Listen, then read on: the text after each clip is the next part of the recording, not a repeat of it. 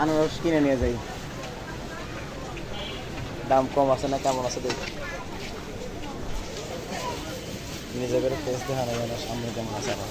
মামা বাচ্চা লো ড্রাগন কত করে নিলেন? ড্রাগন 130 আর ওই যে কম দাম আছে 170 টাকা 170 জায়গায় কম আছে 30 টাকা কম। ডাবের কি দামটা আগের মতোই না? কত নিল দিলে? ডাব দুটা কত নিল? এই জানে তিনটা কত 300? না 270 টাকা 10 টাকা কম দিল 270।